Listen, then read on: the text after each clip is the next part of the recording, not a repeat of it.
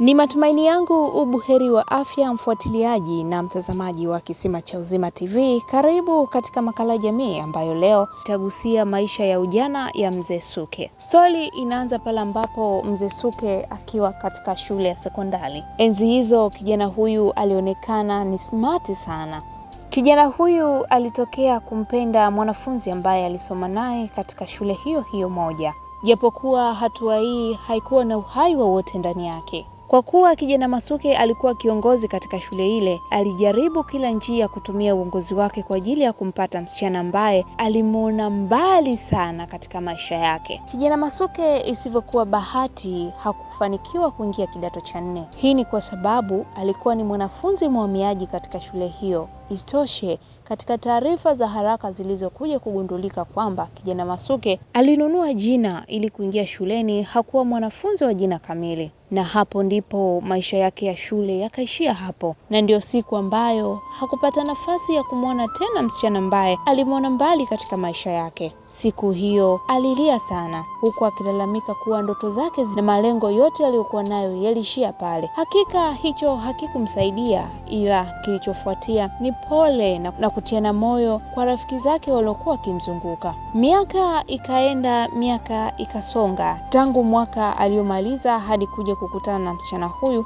ikapita takribani miaka 8 katika hangaika za huku na kule. Kijana Masuke hana jualo kumhusu msichana aliyekuwa akimtazama mbali katika maisha yake, na wala msichana hakuwa akijua chochote kinachoendelea katika maisha ya Masuke. Kijana Masuke ilifika hatua hata alivyokuwa akitaka kuoa, basi yeye alisema namtaka mwanamke kama fulani. Miaka ilivyozidi kusonga mbele, ilipotimia takribani miaka 10, walikuja kukutana na msichana. Ikawa tena mwanzo wa kufahamiana, maisha ya ukimya takribani miaka 10 baina yao. Na hapa ndipo ambapo mada ndogo ikazalishwa. Masuke hakuonekana kukata tamaa kabisa. Alimweleza kuwa angetamani awe mke wake, jambo ambalo lilimfanya Masuke atamani kusikiliza stori ya upande wa pili. Binti alisema, mimi nimesoma mpaka sasa, ninamalizia degree yangu.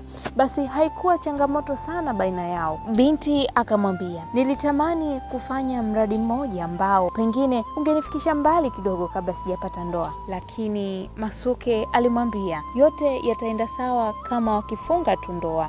Hatua za posa zilifuata na shamla ziliendelea. Hakika wawili hawa walifunga ndoa. Kadri ambavyo siku zilizidi kusonga mbele, ndivyo ambavyo kijana Masuke alizidi kuona wivu kwa mke wake. Basi hata ule mradi hakutaka tena uendelee, kitendo ambacho kilimfanya mke wake atie amri yake. Sasa hivi ndivyo ambavyo mzee Masuke anasema ni bora angemruhusu mke wake afanye kile ambacho aliona ni ndoto zake, kwa sababu baada ya hapo kazi aliyokuwa akifanya haikwenda tena, akabaki kuishia maisha ambayo yalikuwa magumu kidogo kwa upande wake. Mtazamaji na mfuatiliaji wa makala jamii, hivi unadhani kujutia kwa mzee Masuke ni sahihi? Karibu katika maoni yako, usisahau kushare, kulike na kucomment. Nikutakie wakati mwema, usiache kufuatilia Kisima cha Uzima TV katika makala jamii. Mimi ni Naomi Fumbuka.